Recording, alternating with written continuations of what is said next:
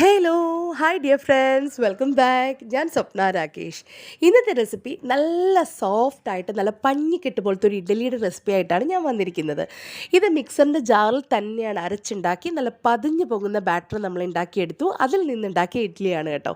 ഇതിൻ്റെ അമ്മയുടെ റെസിപ്പിയാണ്. വർഷങ്ങളായിട്ട് അമ്മ മിക്സറിൽ തന്നെയാണ് ബാറ്റർ അടിച്ച് ഇഡ്ഡലി ഉണ്ടാക്കിയെടുക്കാറുള്ളത്. അപ്പോൾ ഒരുപാട് പേരുടെ പരാതിയുണ്ട്, ഇഡ്ഡലിയുടെ ബാറ്റർ മിക്സറിൽ അരച്ച് കഴിഞ്ഞാൽ പൊങ്ങി വരുന്നില്ല, ഇഡ്ഡലി ഹാർഡായി പോകുന്നു, അതുപോലെ ഇഡ്ഡലി ഉണ്ടാക്കി കഴിഞ്ഞിട്ട് ഇഡ്ഡലി ഇങ്ങനെ താഴ്ന്നു പോകുന്നു എന്നൊക്കെ ഉള്ളത്. അപ്പോൾ അതിലൊക്കെ പരിഹാരമായിട്ടൊരു റെസിപ്പിയാണ്. അപ്പോൾ എല്ലാവരും ഈ റെസിപ്പിയിലുള്ള ടിപ്സും ട്രിക്സും ഒക്കെ ഫോളോ ചെയ്ത് അടിപൊളിയായിട്ട് ഇഡ്ഡലി ഉണ്ടാക്കുക കേട്ടോ. ഒരു ബൗളിലോട്ട് ഞാൻ 250 ml കപ്പിൽ 1 കപ്പ് ഉഴുന്നാണ് ഞാനിവിടെ ചേർത്ത് കൊടുക്കുന്നത്. ഒരു 1/4 ടീസ്പൂൺ ഉലുവയും കൂടി ചേർത്തിട്ടുണ്ട്. ഉലുവ ഒട്ടും തന്നെ കൂടിപ്പോകരുത്. ഇനി ഇതൊരു 3 വെള്ളം ഉപയോഗിച്ച് ഞാൻ കഴുകിയെടുക്കുകയാണ്. 3 പ്രാവശ്യമേ കഴുകിയെടുക്കുന്നുള്ളൂ. ഒരുപാട് കഴുകിയെടുത്ത് കഴിഞ്ഞാൽ ഉഴുന്നിൻ്റെ സ്റ്റാർച്ച് കണ്ടൻറ്റ് നഷ്ടപ്പെട്ട് കഴിഞ്ഞാൽ ഉഴുന്ന് നല്ലപോലെ പൊങ്ങി വരത്തില്ല. ഇനി കുറച്ച് കൂടുതൽ വെള്ളം ഒഴിച്ച് ഞാനിത് കുതിർത്ത് വെക്കാൻ പോവുകയാണ്. കുതിർത്ത് വെക്കുന്നത് ഫ്രിഡ്ജിൽ തന്നെയാണ്. കുതിർത്തതിന് ശേഷം ഞാൻ അപ്പം തന്നെ ഫ്രിഡ്ജിലോട്ട് മാറ്റി വയ്ക്കും. ഈ കുറച്ച് കൂടുതൽ വെള്ളം ഉപയോഗിച്ച് നമ്മൾ അരിയും ഉഴുന്നും ഈ വെള്ളത്തിൽ തന്നെയാണ് അരച്ചെടുക്കുന്നത്. ഇനി ഒരു ബൗളിലോട്ട് ഞാൻ ആഡ് ചെയ്ത് കൊടുക്കുന്നത് 2 കപ്പ് ഇഡ്ഡലി റൈസാണ്. ഉഴുന്ന് അളന്ന അതേ കപ്പിൽ തന്നെ 250 ml കപ്പിൽ 2 കപ്പ് ഇഡ്ഡലി റൈസും 1/4 കപ്പ് സാദാ പച്ചരിയും കൂടെ ചേർത്ത് കൊടുക്കുകയാണ്. ഇനി ഇത് നമുക്ക് നല്ല പോലെ കഴുകിയെടുക്കണം. പിന്നെ നമ്മൾ കഴുകുന്നില്ല കേട്ടോ. ഉഴുന്ന് 3 പ്രാവശ്യം കഴുകിയെടുത്താൽ മതി. ഇത് നല്ല പോലെ കഴുകി വൃത്തിയാക്കി കഴുകിയെടുക്കണം. അതിനുശേഷം ആവശ്യത്തിനുള്ള വെള്ളം കൂടെ ചേർത്തിട്ട് ഞാനൊരു 4 മണിക്കൂർ ഇതിവിടെ കുതിർത്ത് മാറ്റി വയ്ക്കുകയാണ്. അരി കുതിർത്ത് നമ്മൾ ഫ്രിഡ്ജിൽ വെക്കുന്നില്ല, ഉഴുന്ന് മാത്രമേ ഫ്രിഡ്ജിൽ വെച്ചിട്ടുള്ളൂ. ഒരു 4 മണിക്കൂറിന് ശേഷം ഞാൻ ഉഴുന്നൊക്കെ ഫ്രിഡ്ജിൽ നിന്ന് പുറത്തെടുത്തു. അപ്പോൾ അരിയും നല്ല പോലെ കുതിർന്ന് റെഡിയായി വന്നിട്ടുണ്ട്. ഇനി നമുക്കിതൊരു മിക്സറിൻ്റെ ജാറിലാക്കി അരച്ചെടുക്കാം കേട്ടോ. ഫ്രിഡ്ജിൽ നിന്ന് എടുത്താൽ ഉടൻ തന്നെ നമുക്ക് ഉഴുന്നും അരിയൊക്കെ അരയ്ക്കണം. ഞാൻ വൈകിട്ടൊരു 6 മണിക്കാണ് സാധാരണ ഉഴുന്നും അരിയൊക്കെ അരച്ച് വെക്കാറുള്ളത്. ഞാൻ ഉഴുന്ന് മാത്രമായിട്ട് വെള്ളത്തിൽ നിന്ന് ഊറ്റി ഞാൻ മിക്സറിൻ്റെ ജാറിലോട്ട് ആഡ് ചെയ്ത് കൊടുക്കുകയാണ്. വളരെ കുറച്ച് വെള്ളം ഉപയോഗിച്ച് മാത്രമേ ഉഴുന്ന് അഴിക്കാവുള്ളൂ. ബാക്കിയുള്ള വെള്ളം നമ്മൾ അരി അരയ്ക്കാൻ വേണ്ടി മാറ്റി വെച്ചിട്ടുണ്ട് കേട്ടോ. ഇപ്പോൾ ഉഴുന്നൊക്കെ ഞാൻ നല്ല പേസ്റ്റ് പോലെ അരച്ചെടുത്തിട്ടുണ്ട്. ഇനി നമുക്കിതൊരു വലിയ ബൗളിലോട്ട് ഒഴിച്ചു കൊടുക്കാം. അത്യാവശ്യം വലുപ്പമുള്ളൊരു ബൗൾ തന്നെ എടുത്തോളൂ കേട്ടോ. എന്നിട്ട് അരച്ച് പേസ്റ്റാക്കിയ ഉഴുന്നൊക്കെ ഞാൻ അതിലോട്ട് ആഡ് ചെയ്ത് കൊടുക്കുകയാണ്. ഉഴുന്നരച്ച സെയിം മിക്സറിൻ്റെ ജാറിലോട്ട് ഞാൻ ഇനി പകുതി അരിയാണ് ചേർത്ത് കൊടുക്കുന്നത്. 2 ബാച്ചസായിട്ട് അരച്ചെടുക്കുക കേട്ടോ. അപ്പോൾ വെള്ളത്തിൽ നിന്ന് നല്ല പോലെ ഡ്രെയിൻ ചെയ്തെടുത്ത അരിയാണ് ഞാനിവിടെ ചേർത്ത് കൊടുത്തിരിക്കുന്നത്. ഇനി നമ്മൾ ഉഴുന്ന് കുതിർത്ത് വെച്ച അതേ വെള്ളത്തിൻ്റെ പകുതി ചേർത്ത് കൊടുത്തു. പിന്നെ ഞാൻ നേരത്തെ തന്നെ നമ്മൾ ഉഴുന്നും അരിയും അളന്നെടുത്ത് അതേ കപ്പിൽ 1/2 കപ്പ് അവിലെടുത്തിട്ടുണ്ടായിരുന്നു. അതിൽ പകുതി അവിലും കൂടി ഇപ്പോൾ ചേർത്ത് കൊടുത്തിട്ടുണ്ട്.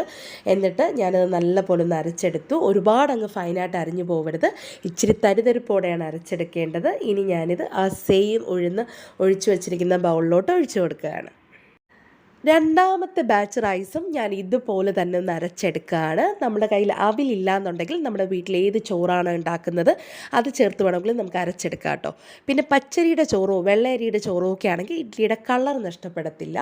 ഞാനിത് സെയിം ബൗളിലോട്ട് തന്നെ ഇപ്പോൾ രണ്ടാമത്തെ ബാച്ച് റൈസും അരച്ചിട്ട് ആഡ് ചെയ്ത് കൊടുക്കുകയാണ്. ഇനി ഒരു 10-15 മിനിറ്റ് നമുക്ക് നല്ല പോലെ കൈവച്ചൊന്ന് ബീറ്റ് ചെയ്തെടുക്കണം കേട്ടോ. നല്ല പോലെ ബീറ്റ് ചെയ്ത് കൊടുക്കണം, കൈവച്ച് തന്നെ മിക്സ് ചെയ്ത് കൊടുക്കണം.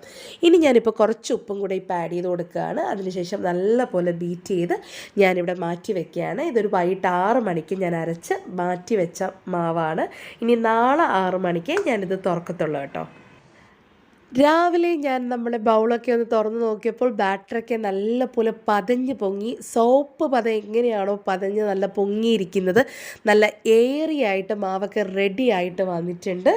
അപ്പോൾ നമ്മുടെ മാവ് ഇത് ഉപയോഗിച്ചാണ് നമ്മളിനി അടിപൊളിയായിട്ട് സോഫ്റ്റ് ഇഡ്ഡലി ഉണ്ടാക്കിയെടുക്കാൻ പോകുന്നത്. ഇഡ്ഡലി പാത്രത്തിൽ കുറച്ച് വെള്ളമൊക്കെ എടുത്തിട്ട് ഞാൻ ഗ്യാസ് സ്റ്റൗവിലോട്ട് വെച്ച് കൊടുത്തു. എന്നിട്ട് ഫ്ലെയിമൊക്കെ ഒന്ന് കത്തിച്ച് കൊടുക്കുകയാണ്. ഇനി നമുക്ക് ഇഡ്ഡലി ഈ പാത്രത്തിലോട്ട് നമുക്ക് തട്ട് വെച്ച് കൊടുക്കാം, ഇഡ്ഡലി തട്ട് വെക്കാം. എന്നിട്ട് ഇഡ്ഡലി തട്ടിലോട്ട് നല്ല പോലെ നമുക്ക് വെളിച്ചെണ്ണയൊക്കെ ഒന്ന് അപ്ലൈ ചെയ്ത് കൊടുക്കണം കേട്ടോ. എന്നാൽ മാത്രമേ ഇഡ്ഡലി നന്നായിട്ട് നമ്മൾ തട്ടിയിൽ നിന്ന് ഇളകി കിട്ടത്തുള്ളൂ. ഇനി ഞാനൊരു ഗ്ലാസ്സിലാക്കിയാണ് മാവ് നമ്മുടെ ഇഡ്ഡലി തട്ടിലോട്ട് ഒഴിച്ചു കൊടുക്കുന്നത്. എനിക്കത് കുറച്ച് എളുപ്പമായിട്ട് തോന്നി. നമ്മൾ സ്പൂണിൽ ഒഴിക്കുന്നതിനേയും കാട്ടി നല്ല ഭംഗിയായിട്ട് നമുക്ക് പെട്ടെന്ന് ഒഴിക്കാൻ പറ്റും കേട്ടോ ഗ്ലാസ്സിൽ ഒഴിക്കുമ്പോൾ. അങ്ങനെ ഓരോ ഇഡ്ഡലി തട്ടും ഞാനിങ്ങനെ വെച്ച് കൊടുക്കുകയാണ്. ഇവിടെ ഓൾമോസ്റ്റ് എനിക്ക് ഒരേ സമയത്ത് തന്നെ 21 ഇഡ്ഡലി ഒരുമിച്ചുണ്ടാക്കിയെടുക്കാൻ പറ്റും കേട്ടോ. അങ്ങനെ ഒരു ഇഡ്ഡലി തട്ടാണ് എൻ്റെ കയ്യിലുള്ളത്. ഒരുപാട് വർഷത്തെ പഴക്കമുള്ള ഇഡ്ഡലി തട്ടാണ്. അപ്പോൾ എനിക്ക് എൻ്റെ മദറിൻലോ എൻ്റെ അമ്മായിയമ്മ ഗിഫ്റ്റ് തന്ന ഒരു ഇഡ്ഡലി തട്ടാണ് കേട്ടോ. കല്യാണം കഴിഞ്ഞ ആ ഒരു ടൈമിൽ അത് ഇന്നും വളരെ ഭംഗിയായിട്ട് എൻ്റെ കയ്യിലുണ്ട്. ഓൾമോസ്റ്റ് ഒരു 16-17 വർഷത്തെ പഴക്കമുണ്ട് ഇഡ്ഡലി തട്ടിന്. അപ്പോൾ അങ്ങനെ 3 തട്ടിലും ഞാൻ ഇഡ്ഡലിയൊക്കെ ഒഴിച്ച് കൊടുത്തു. ഇനി നമുക്കിത് കുക്ക് ചെയ്യാനായിട്ട് വെക്കാം കേട്ടോ. അങ്ങനെ നമ്മുടെ ഇഡ്ഡലിയൊക്കെ ഇവിടെ കുക്ക് ചെയ്ത് റെഡിയായി വന്നിട്ടുണ്ട്. അതുപോലെ തന്നെ അതിൻ്റെ കൂട്ടത്തിൽ കഴിക്കാൻ ഉരുളക്കിഴങ്ങും തക്കാളിയും മാത്രം ചേർത്തൊരു സാമ്പാറാണ് കേട്ടോ ഞാൻ ഉണ്ടാക്കിയിരിക്കുന്നത്. അപ്പോൾ നല്ല സോഫ്റ്റ് ആൻഡ് ഫ്ലഫി, നല്ല ബലൂണ് പോലെ പൊങ്ങി വന്നിട്ടുള്ള കിഡിലം ഇഡ്ഡലിയാണ് ഇവിടെ റെഡിയായിരിക്കുന്നത്. അപ്പോൾ എല്ലാവരും ഈ റെസിപ്പി ഇതുപോലെ തന്നെ ഒന്ന് ട്രൈ ചെയ്ത് നോക്കൂ. നിങ്ങൾക്ക് എല്ലാവർക്കും ഇഷ്ടമാവും. വളരെ പെർഫെക്റ്റ് ആയിട്ടുള്ള ഇഡ്ഡലി നമ്മുടെ വീട്ടിൽ നമുക്ക് വളരെ പെട്ടെന്ന് തന്നെ ഉണ്ടാക്കാം.